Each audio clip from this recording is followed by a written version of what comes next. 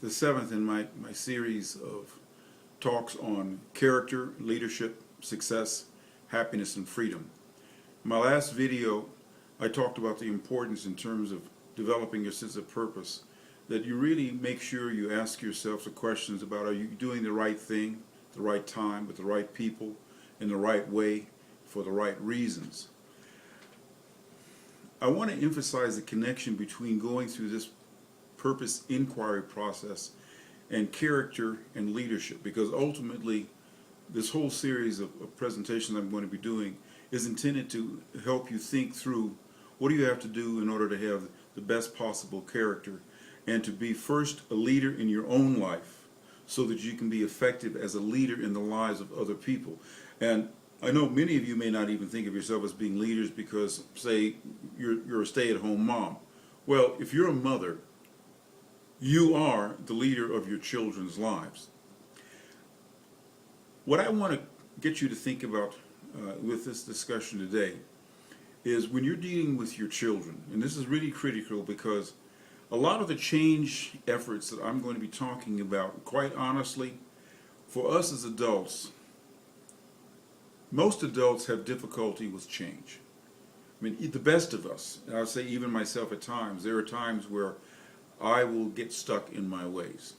And I don't really want to think through doing something differently than I've done it in the past, even when I know that in order for me to really accomplish my goals and to do it in the most efficient way, I really need to rethink what I'm doing. Now, what I want to really emphasize for you, whether you're parents or whether you're other adults who have influence on the lives of young people, part of the beauty and the magic of youth, of childhood, is virtually every child drives us crazy asking questions.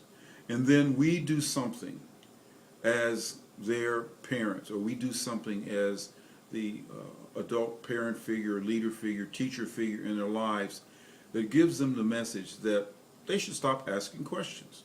And we may have lots of reasons that we are trying to get them to ask fewer questions. I think a lot of the time it's just we get tired of all the questions because we're at a point in our lives where we don't want to ask a lot of questions. We don't want a lot of questions being asked of us by other adults. And we just get tired of all the why mommy, why daddy, why brother and sister, why aunt and uncle, things that we just don't want to think about and we don't want to deal with. But here's what's really important. There are some interesting studies that are coming out now about how people develop truly great learning and adaptive mindsets. Truly great learning and adaptive mindsets. And the key to that, and you can recognize this in children, is when children start asking fewer questions. When children get to a point where they don't want to question what they're doing, they don't want to question why they're doing it, they don't want to question, they simply stop asking questions. I mean, they're becoming more adult-like, all right? And yet, here's the truth. And I may leave you with this because I really want you to think about this. I read an interesting book at one time called Learning to Think Like Einstein. And one of the things that was mentioned in the book was that in Albert Einstein's later life, his productivity really slowed down. And he was asked in an interview how he could account for his productivity slowing down. And basically saying, well, do you think it's because you're getting older or you're older and your mind just doesn't work as well, et cetera, et cetera. And Einstein's response was very interesting. He said no.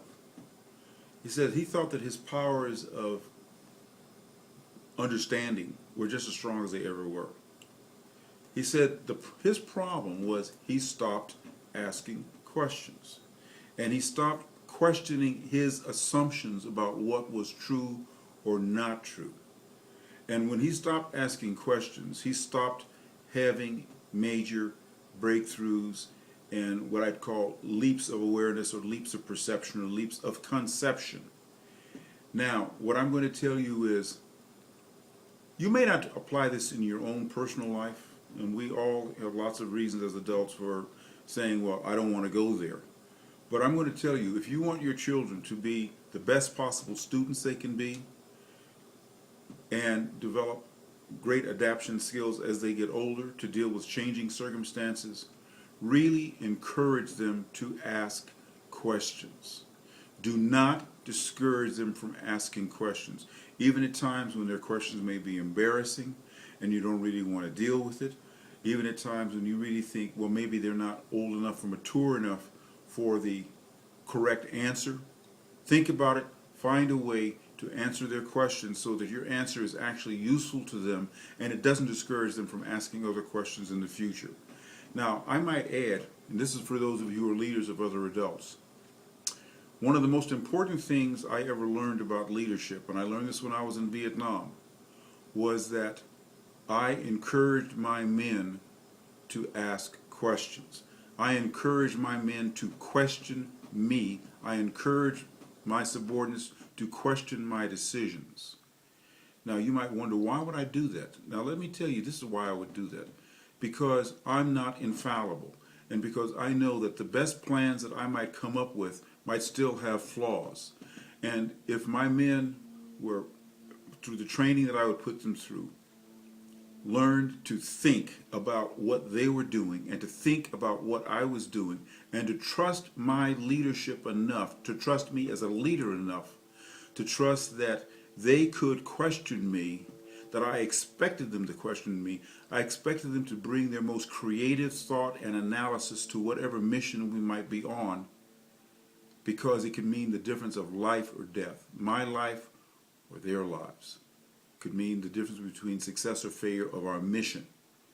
So, as a leader in business, community life, if you're not the kind of person in a position of leadership who encourages your subordinates, your employees, to question what they are doing and to question why they're being required to do it, one of the consequences is they will take no ownership.